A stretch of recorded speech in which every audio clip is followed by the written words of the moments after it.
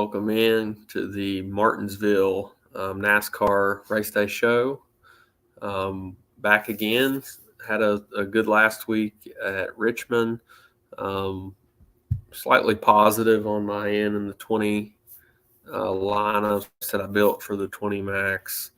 Can't remember if I got in the cash and single entry, but overall it was a positive week. We'll take it. Another race that is pretty, I don't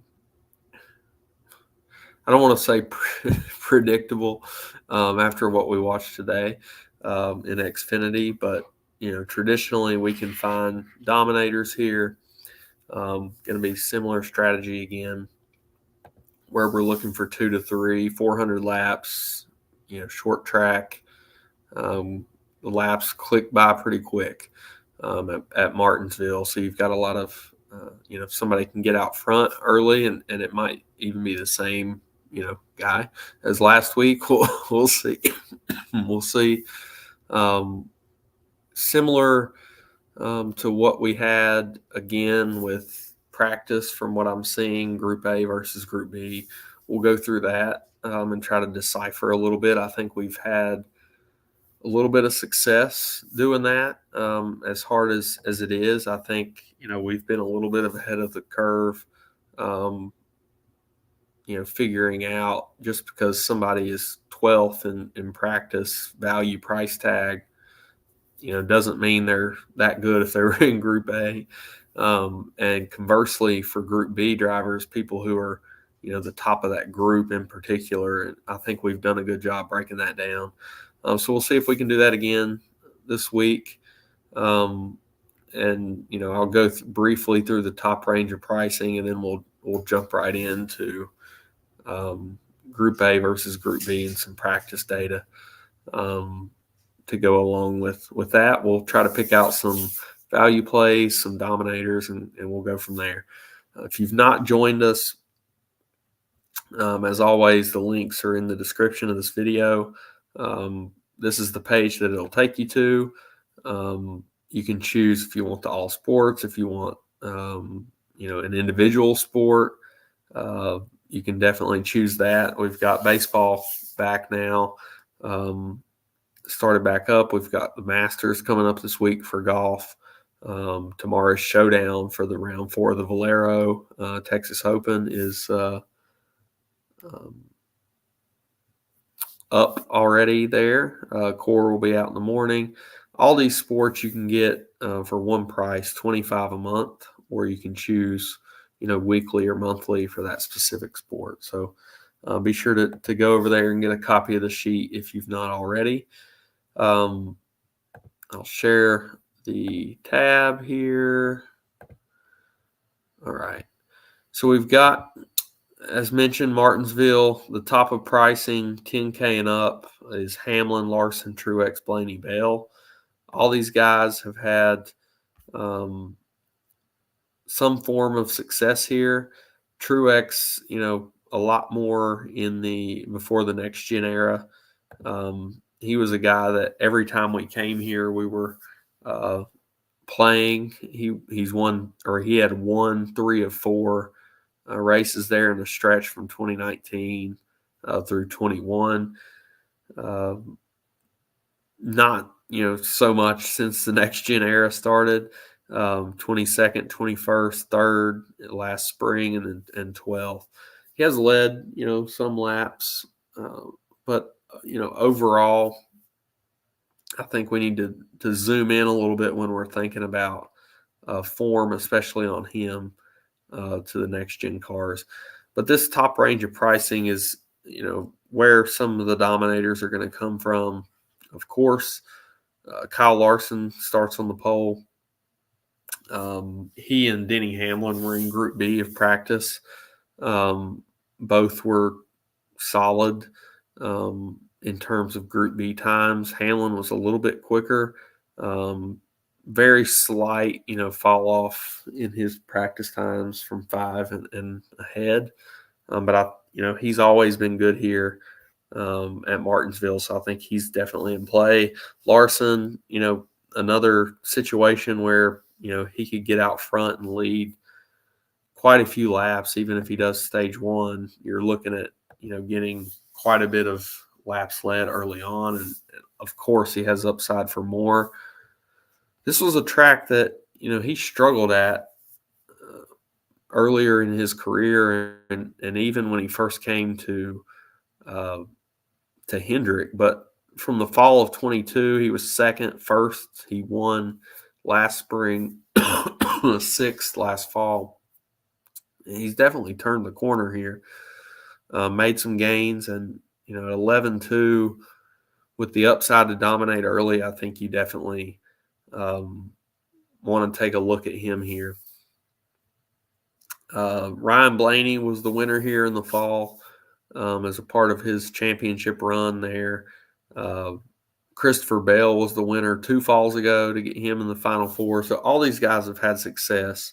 3 of the last 4, well, we'll lump William Byron and say the last 4 Martinsville winners have came out of this 9,800 and above group.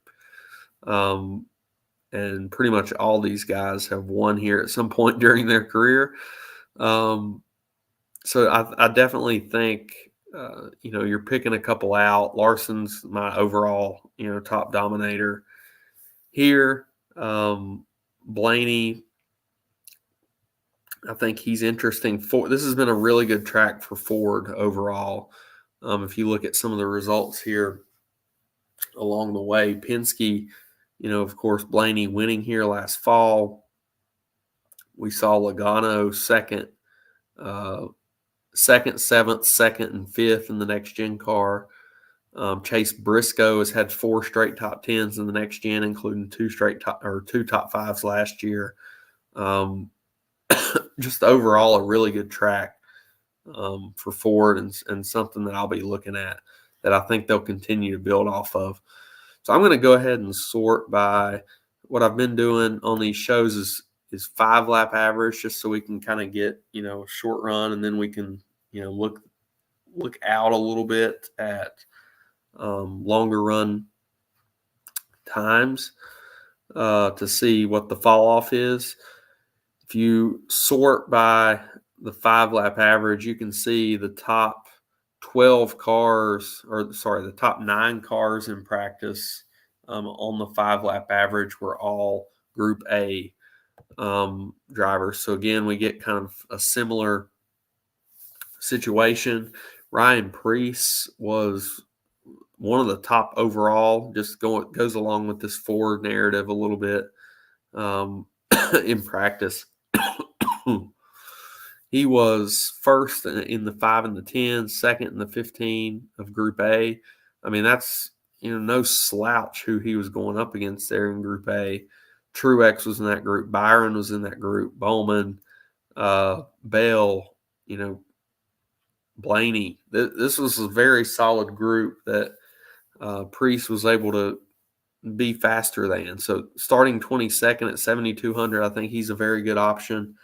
Bubba Wallace, this has always been a good track for Bubba, even before he joined with 2311.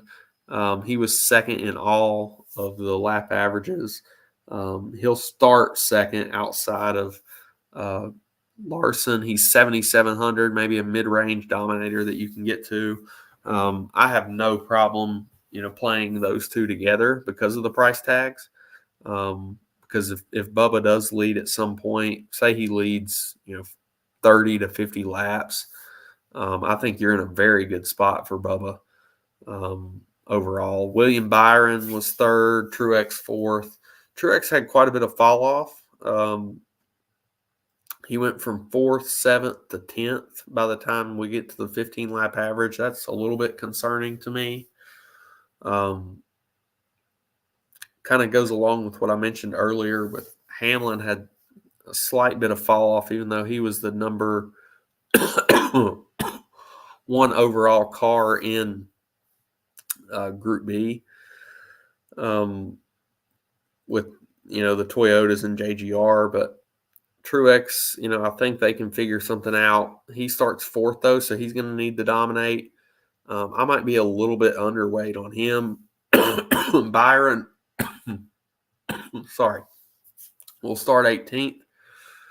Gives you some place differential floor. I'm going to have to stop just a second and go grab a drink. Hold on one second.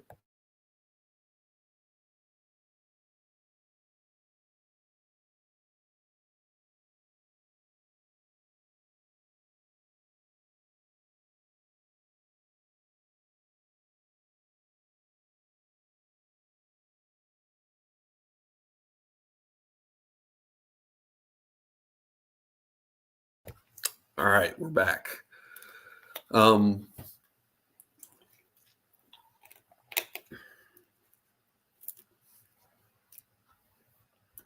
Yeah, so Andrew, I'll touch on that. The value plays as we go here. Priest was one already that I've mentioned. When you get down into those cheap guys like Poole and Snyder, it's definitely a crapshoot, pretty much. But we'll touch on that for sure here as we go. Kind of doing it what I've been doing the last few weeks with this disparity in practice going by groups and lap averages and kind of touching on different price ranges as we go through here. And then summarizing it at the end. So LaJoy was the fastest lap overall in practice, and then he goes in 32nd starting position. He was a top 5 car in Group A. I think he's definitely in play. 5,800, a great price tag on him. Having issues. The cough is coming back a little bit this evening.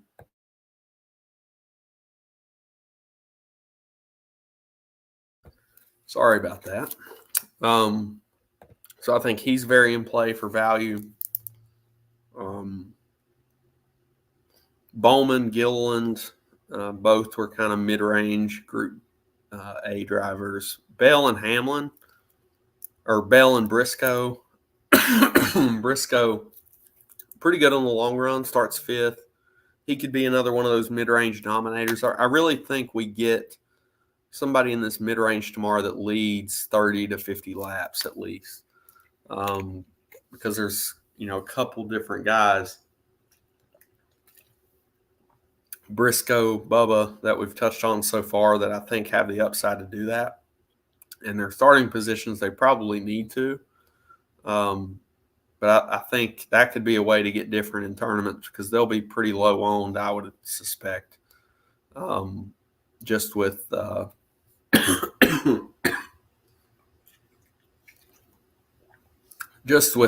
starting positions. And like I mentioned earlier, this has been a really good track for Briscoe. We see Hamlin peaks in as the number 1 overall Group B driver, 10th in the 5 lap, 12th in the 10.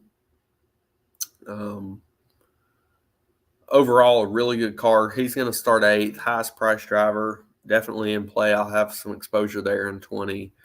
Cindric and Blaney starting right around that 10th to 15 range. Mentioned Penske has been pretty good here. They were both, mid-pack Group A. Don't have a ton of interest in either one of those at their starting positions.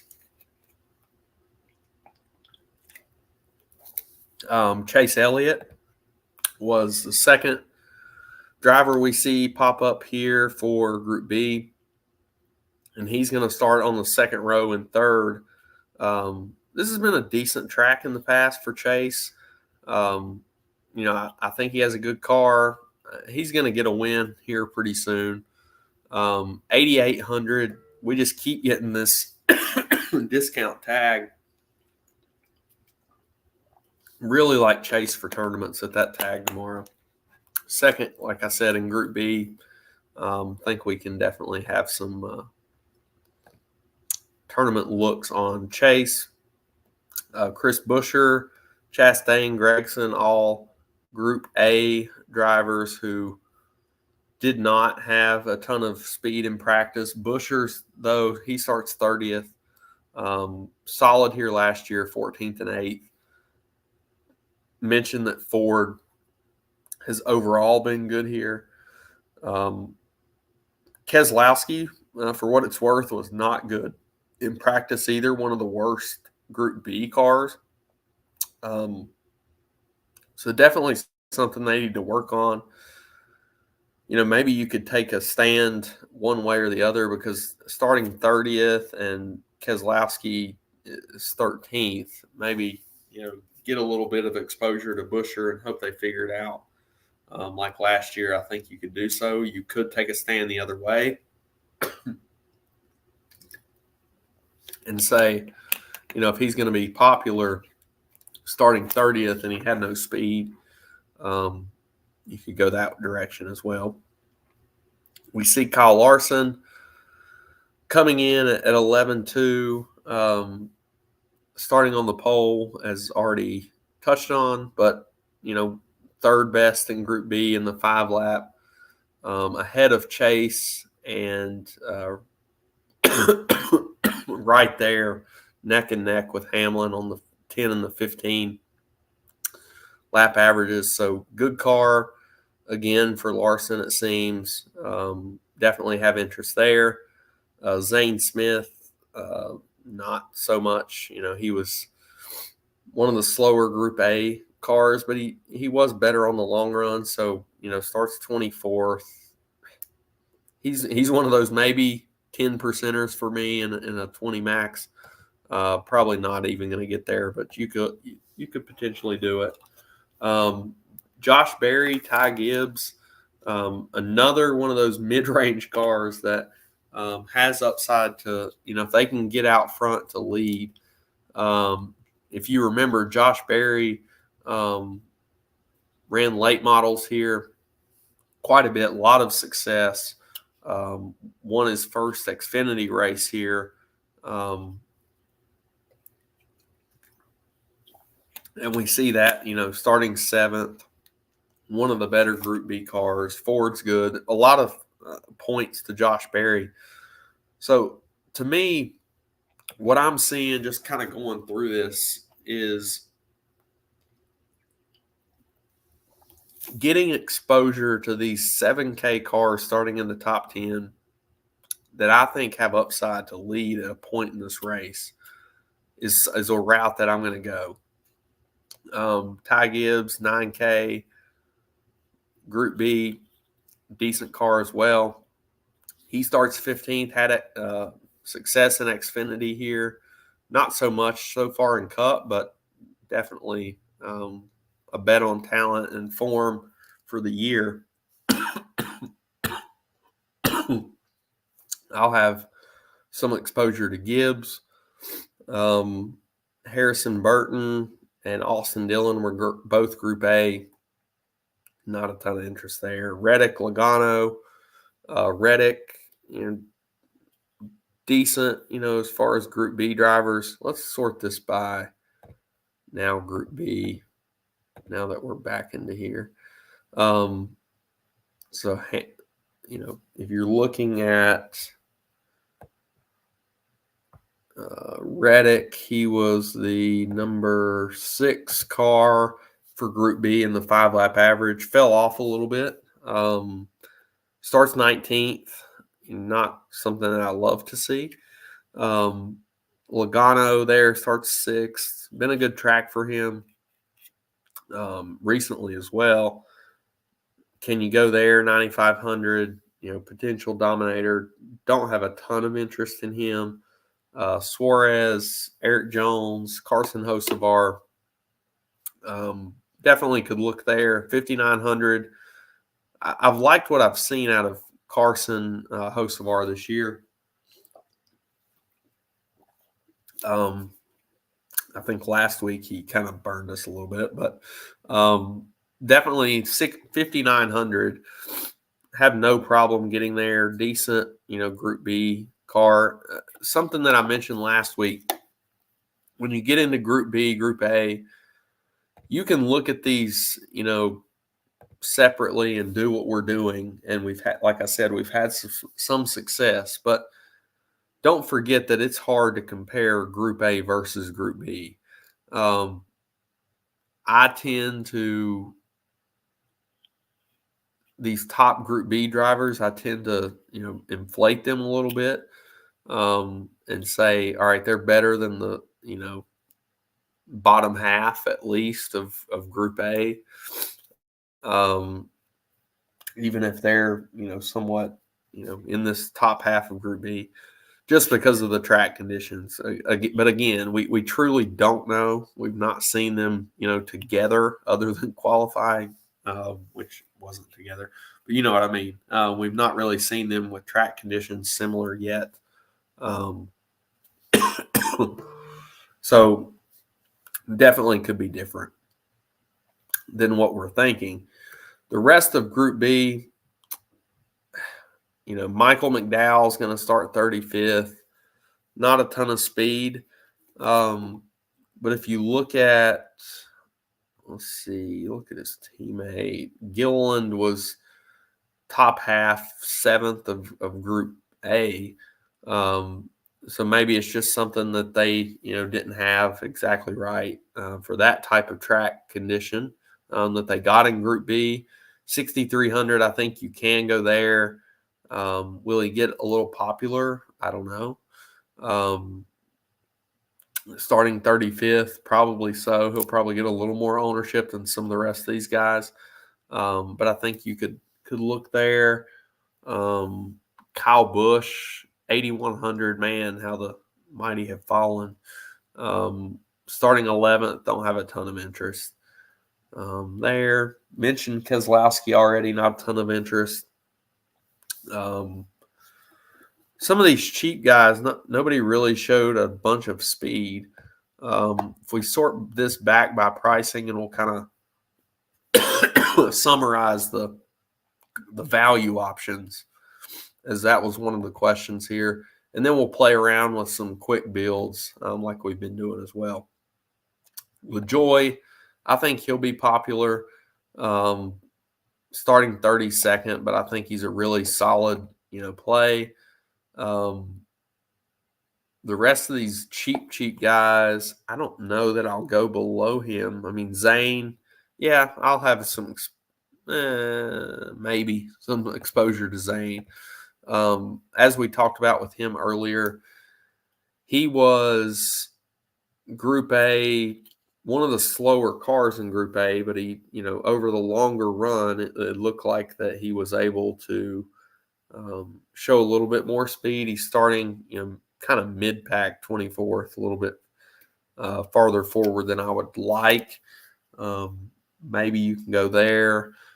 The rest of that group, though, I mean, Josh Williams, Daniel Hemrick, decent equipment with Colleague. They did not show, neither one of them showed any speed, though, in practice. Hemrick was in Group A, and he was one of the slowest cars in the group, and Williams was Group B, one of the slowest cars in that group. So not a ton of interest. I don't know that I can get there to either one. Martinsville, when you think of the track, it's one that lap cars come quick. And if you get hung in the 30s with no speed, you're going to get lapped fairly quickly.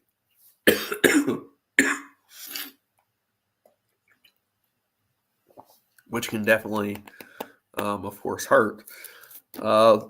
Moving up a little bit, we'll stay under 7K and kind of top this part off. Mentioned Hocevar, he's fine. Gilliland maybe is a tournament look. He showed a little bit of speed. He starts farther forward than I would like, but you could go there. Hocevar, not really in love with much of this range, unfortunately. Suarez, it's been a decent track for Chastain, not so much for Suarez, but if you're looking at maybe the team line there, let's see, the 42 for John Hunter. Let me see, how did Gregson wasn't so great. in it last year. But John Hunter starts 29th. He was a Group B, one of the slower cars. Just not a ton here. Of course, I think that is going to push quite a bit of ownership onto LaJoy. So if you want to spread around, I mean, Haley, for example, he's been decent up until last week where he kind of burned me. I was buying into a little bit of the stuff they had been showing. That did not work out so well. I will have, of course, all my rankings up tomorrow and cores. So I need to do a little, just full disclosure, need to do a little more digging on this value tier. And I don't want to, just spit out plays that I don't truly have confidence in. So definitely check out the sheet for a little bit more detailed value rankings. But those are some of the plays that I could see getting behind for sure down around that under the 6K. And I think getting into that range allows you to play two of these upper guys. Already mentioned the 7K potential dominator group. That group for me would be Bubba, Briscoe, and Barry all right there together. I think all of those guys are interesting. I've already mentioned Priest as a very good value option. So there's a lot in that 7K range that I like, and I'll probably be peppering. So let's play around with some builds and kind of see how that comes together. If you're looking at that, again, really like Josh Berry, but let's play around. So Kyle Larson, as an early dominator, really like his prospects. Let's go with Josh Berry as a mid-range dominator, and we'll go with the teammate combo there with Priest and hope that Stewart Haas is hitting on something this week. If we also throw in LaJoy, that should allow us some mid-range and upper tier looks for the rest of our lineup. We've already, in this build, we've got two dominators, one that doesn't need to dominate, lead a whole lot. If you go, can you play like a Hamlin, on this team and play the two highest priced guys? It leaves you 6,900 and you're back down there, right around the Suarez Dillon. Don't love that range, so maybe not in this particular build. Truex is a decent look. Maybe we'll go with William Byron here. And then that leaves us 86. And then you got Chris Buescher for place differential, Tyler Reddick. You've got, some interesting place differential cars right there in that range that I think you could go to finish out that lineup. If you go a little cheaper for that dominator for Chase Elliott, that leaves you 96. Get you back up to Logano, Keselowski, Ty Gibbs.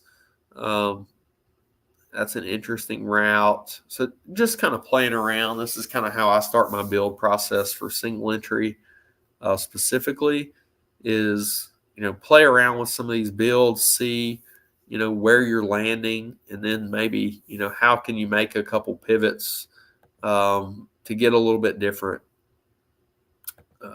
Okay to punt as long as you can hit on those lap leaders. Yeah. We've seen it work out, right? I mean, even this year, and I assume by punt you're meaning, under this range of like this, even under LaJoy, and you're talking about like the Williams, Hemrick, stuff like that. You still, even if you hit your dominators, I mean, I had it last week. I think I had a pretty good team, but I had a Haley who finished like dead last. Let me see how that worked out. I'm trying to remember exactly. If we go back, So I did not cash in single entry last week, and had. Okay, now it's not going to load my team, so that's lovely. Let me try it on the desktop.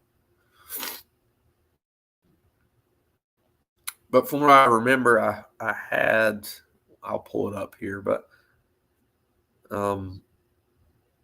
Larson, who was the main dominator, I did not have Truex in my single entry. Who was the other main dominator? Let's see.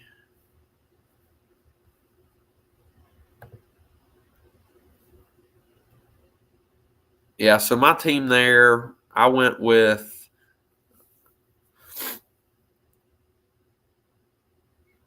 so I was a little bit out of caching. It wasn't like way out, but it was not right at the line either. But that team was Bell, for place differential, started 29th. Larson off the pole. Keselowski for place differential, starting 23rd. It was Bowman, fourth, who I thought could be a cheaper mid-range dominator. Didn't work out there. He got hit hard with that strategy, with that caution during the strategy run. McDowell was one of my favorite value plays, and then Haley, who started 36. So he finishes 32nd. Traditionally, I'll say that I have not went with that build a whole lot. But the winner of that single entry had Ty Dillon, who started 33rd, finished 29th. So you can definitely get away with it. You really need one of those drivers, whoever it is, to move up. I would always shoot for wanting in the upper 20s at least. But if you nail your dominators, you can definitely have a good team with like a Daniel Hemrick starting 36, finishing 29th. That's what my goal would be for him. Definitely ugly plays worked out. There was a lot of carnage in trucks and Xfinity. Maybe more than I would even traditionally think at Martinsville. I think, when you get into Cup, especially at a track like this, it's a slight bit calmer traditionally than like an Xfinity where, tight quarters racing, Xfinity and trucks, a little bit more inexperienced drivers. I think that just leads a little bit more to carnage. I don't think we will see that as much here, but that does not mean that punts cannot work out if you nail the dominators. But of course, you've got to nail those 2 or 3 guys up top. If I was full punting a spot, of course, I'm probably not going into my mid-range dominator group there. I'm probably going up top to like trying to do the Hamlin Larson, maybe even throw Ty Gibbs in that team and try to get, 3 dominators or something.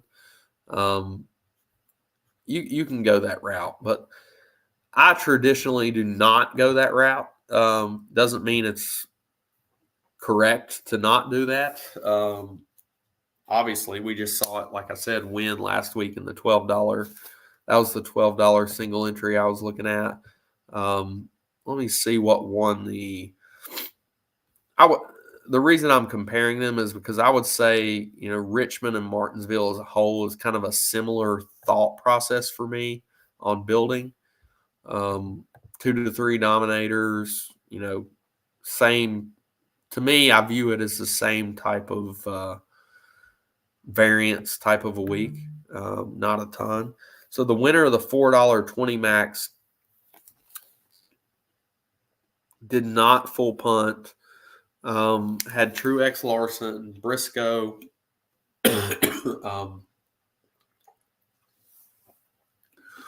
Briscoe, Berry, Gregson, Jones, who were all from 66 to 7,600 after the two dominators, all moved up. Berry 30th to 11th, Briscoe 32nd to 18th, Gregson 17th to 12th, Jones 27th to 14th. That did not win. Let's see, third place team had Ty Dillon, so there's that team again. And then the fifth place team had Hocevar, who actually went backwards a couple spots. So I definitely think it can work out because you need to hit dominators here. You need some salary to do so, theoretically, if it's high-priced dominators. So I don't hate the build of punting off a spot. And maybe that's a hole that I need to plug a little bit of, mixing in some of these cheap guys, not because I think they're good plays, but because what it allows you to do with the rest of your build. So I think that's a good call there for sure. As mentioned, I'll be in the chat tomorrow to answer any questions. I'll have cores up for DraftKings and FanDuel as well. Rankings will be up probably in the morning as well. Good luck to everybody this week. Hope to have another positive week. Again, Martinsville is another track that I always feel pretty good about. With the practice difference, maybe it's, a little bit more unpredictable, but we'll see what we can do. I feel, definitely better already talking through the sleigh a little bit here. I'll finalize everything, get those up in the morning, be around for questions, and let's have a positive week, and we'll keep rolling along. See you guys next, should be Saturday night again for the live show. Thanks everybody for joining that's here live and watching on replay. Really appreciate all of you guys. And we'll see you next week.